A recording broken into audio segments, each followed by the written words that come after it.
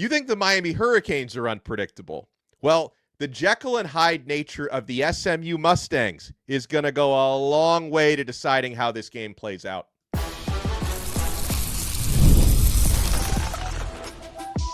You are Locked On Canes, your daily podcast on the Miami Hurricanes, part of the Locked On Podcast Network, your team every day.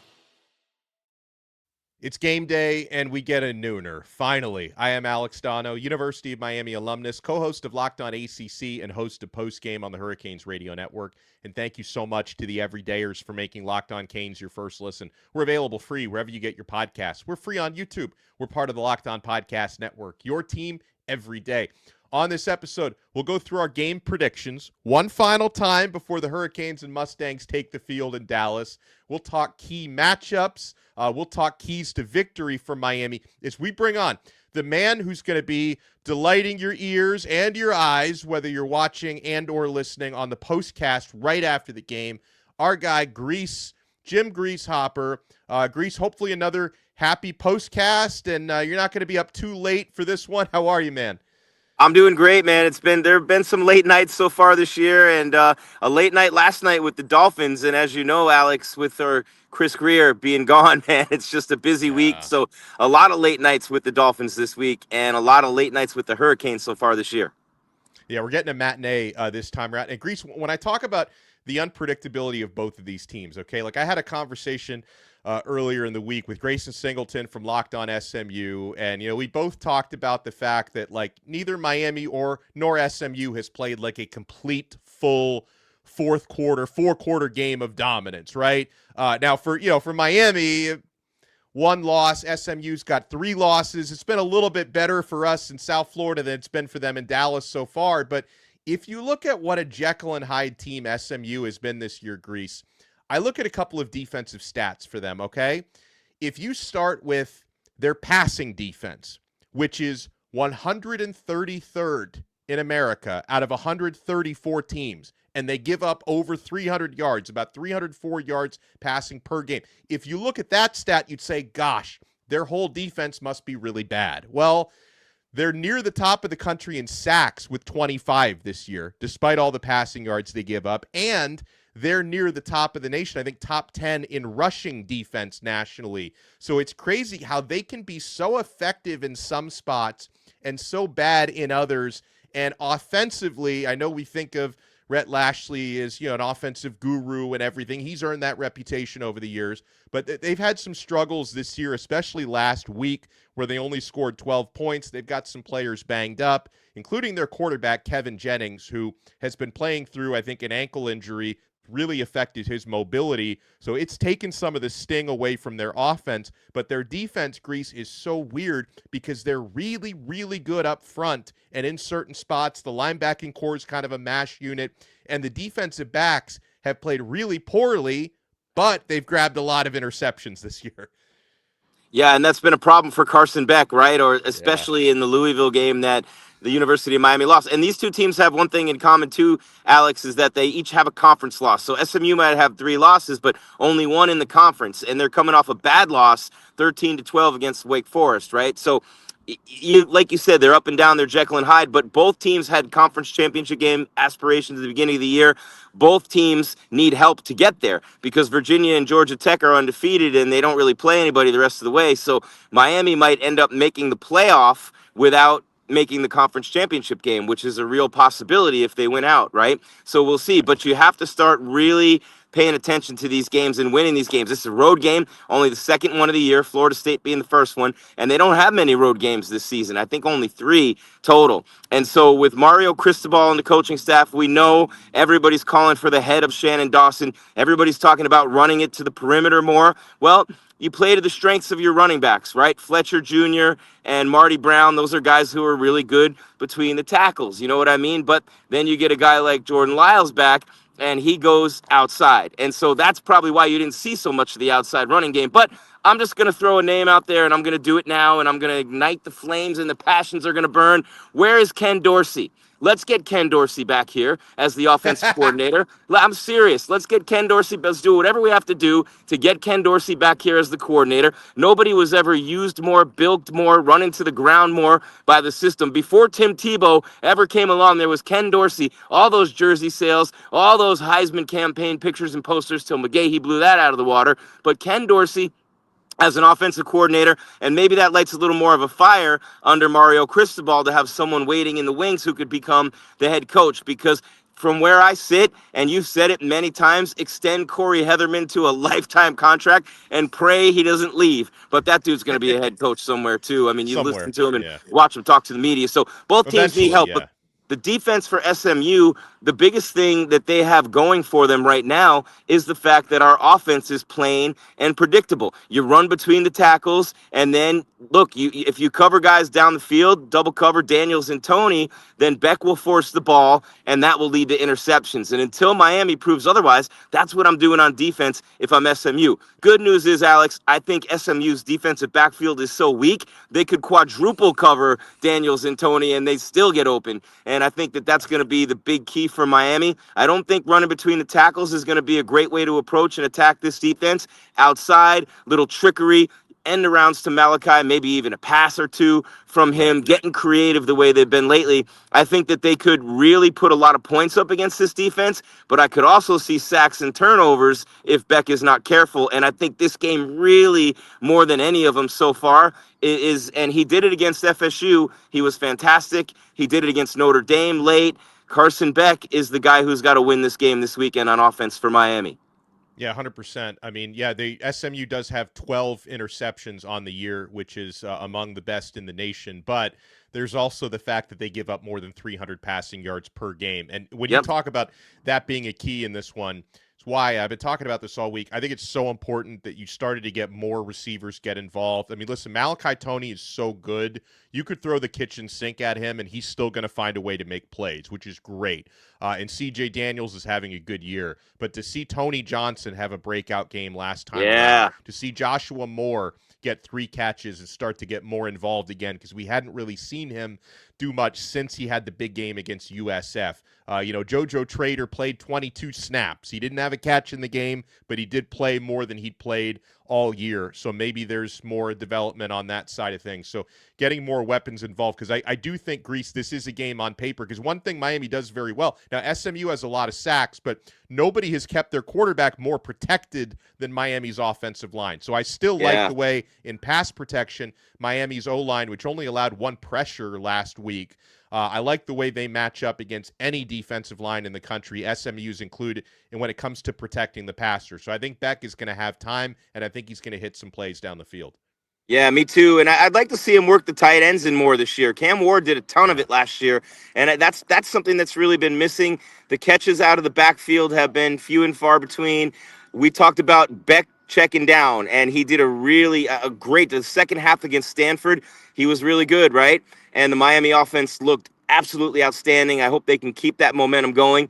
And they really should beat this team pretty soundly. They're 11 or 11.5 point favorites, depending on where you look, on the road. And some people think that's a big number. I've seen some upset alerts. But with SMU's defense, Alex, and then the other side of it is, I don't know about SMU's offense going anywhere against Miami's defense. The way that they haven't allowed more than 24 points in a game this season under Corey Heatherman. They're rotating guys in and out with Mesidor out. Some guys came in and made some plays like Lightfoot. And I'm looking forward to seeing the future of this defense being coached up by him for all this time. And Jason Taylor doing a great job with the line. But when I look at, Chris Johnson Jr., 7 yards a carry when he plays, and I look at Jenkins, who has 17 touchdowns already. So that's a pretty good start for him. I just don't think they have the ability and the playmakers on offense to put up a ton of points on Miami's defense. They're not going to be the first team to score 30 on Miami this year. It's just not going to happen in this game. So if Beck and the offense know that coming in, Dawson knows that coming in, Cristobal knows that coming in, 30 points wins the game. That's what I'm looking at if I'm Miami. 30 points wins this game, and it's that simple. Well, and when we come back, I want to get the prediction. We got our man Gries with us, Postcast King, right here on this brand new episode of Locked On Canes. Keep it locked.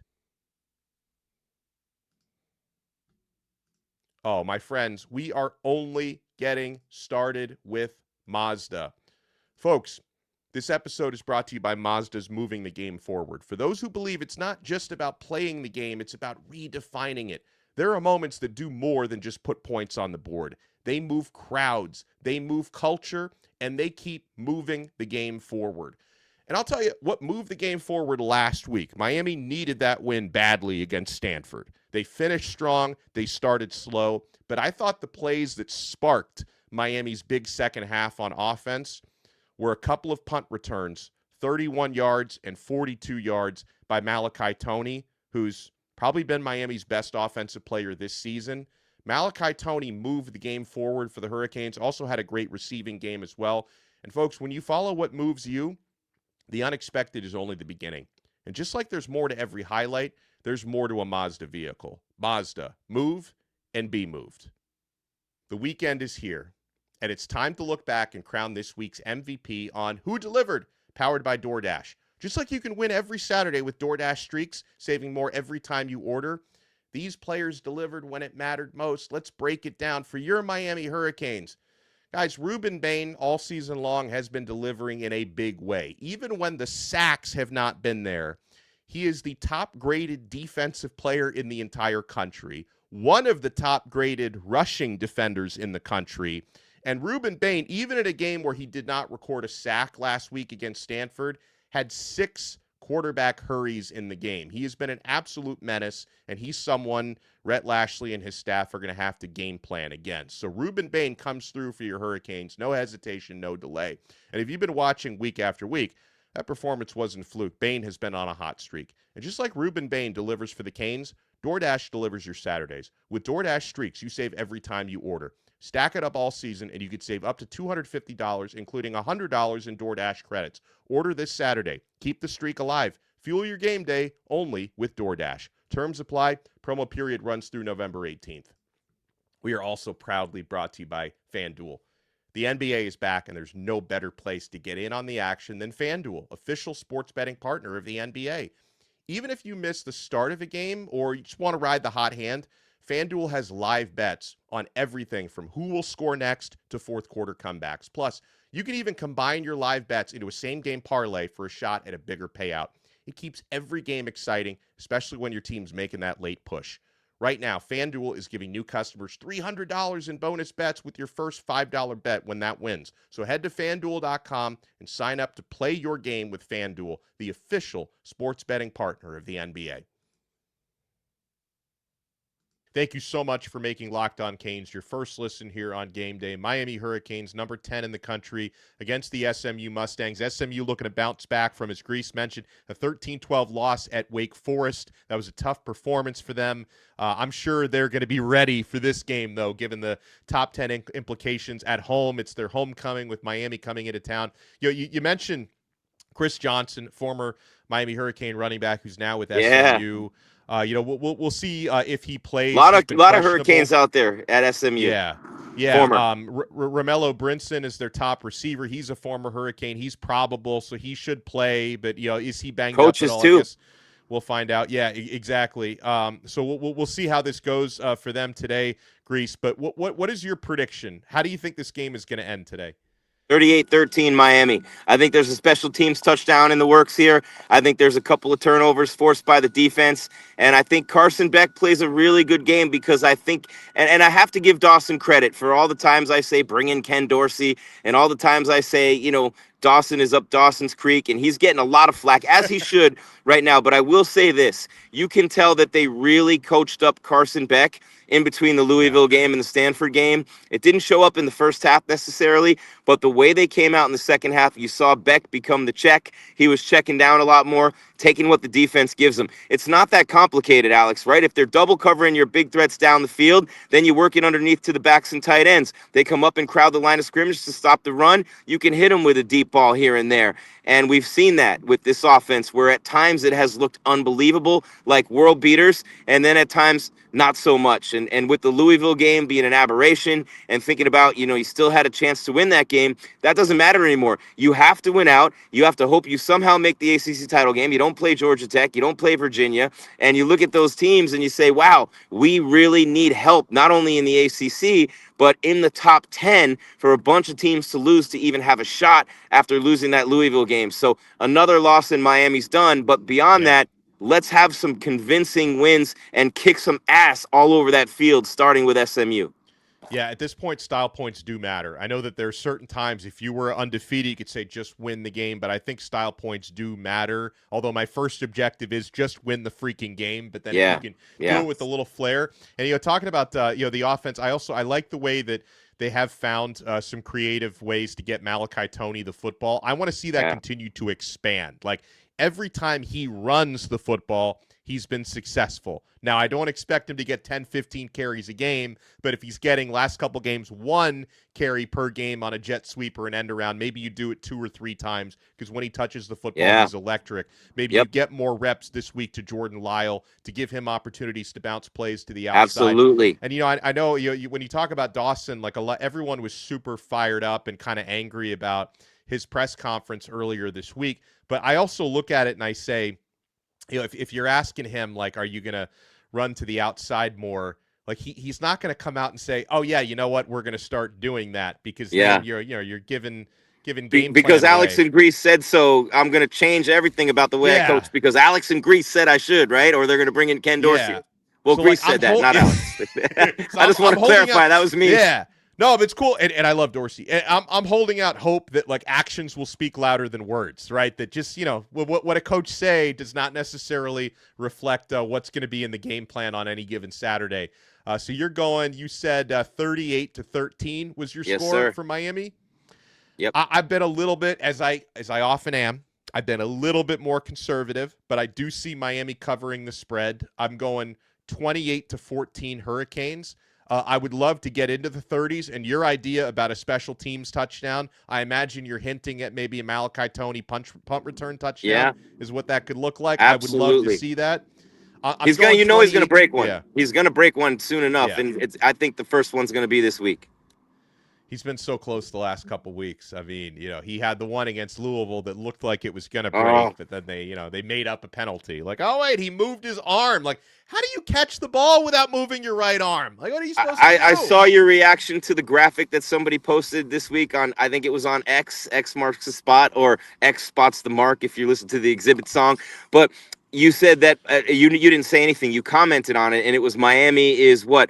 At the bottom of the ACC in terms of penalties called against opponents. No shock there. So bottom of the ACC, and I think 115th nationally.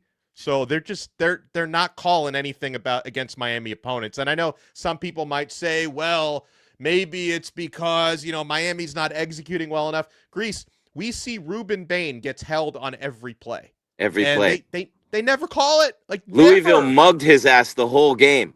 Yeah, they never, ever call it, and it's wild. All right, so Gries is going 38-13. I'm going 28-14. I've said it a few times before. I like his prediction better than my own. I didn't have Miami covering the 30-point spread against Stanford, and they did. I do have them covering the spread this time around, but maybe they dominate, and we would love to see it. Listen, SMU is a talented football team, and I expect them to play better than they did against Wake Forest. That's just the nature of the game. When Miami comes to town, you're going to get everyone's best. But I still think Miami has too many advantages, and SMU's a lot more banged up than Miami. Because, Gries, the last thing I'll say is we are expecting Akeem Mesidor to play. He was held out last week. He was not on the injury report at all this week. And Cristobal indicated on Monday he's going to play. He's a team captain for this game. So we're expecting Akeem Mesidor to be back, and that's big. Yeah, no doubt when those two guys are together. But the reps that those younger guys got only helping not only down the road this year for depth, but for the future. And I'll say one more thing before we wrap, Alex. A big, big game for Mario Cristobal. His record this time of year keeps getting worse and worse throughout his tenure at Miami. People have been pointing out records all over the place of coaches who have been fired by programs. Their records were better than Mario's over the same time span, and they're all getting fired right now, too. I'm not saying Mario has to worry about that, but I am saying a loss here or anywhere on the rest of the schedule does not look good for him at all as he looks to build this program. And he's done a magnificent job of that, recruiting. They're getting the big recruits. They're finding guys like Cam Ward and Carson Beck to come in. But you have to win those games with those players for it to continue. And we live in a world where coaches like Franklin are getting fired, Kelly's getting fired. LSU did. You think of the LSU buyouts, like $90 million from Coach Orgeron. Coach, we love Coach O at the U, and then Kelly as well. So I mean, we're in that landscape of college football right now in the NIL era where the money is so big for everyone right now that there's almost no margin for error. And that fact that Miami has never won an ACC championship or played for one is just a disgrace. That has to change, and it has to change now. Yep, I'm all for it. I'm all for winning, and I hope they get it done against SMU. He is Gries. He's going to be on the postcast, which is immediately after the game ends. You're going to see and hear Gries on the Locked On Canes feed, video and audio. I am Alex Donno. Let's go Canes, and we'll talk to everyone again next time on another episode of Locked On Canes. We are part of the awesome Locked On Podcast Network. Your team every day.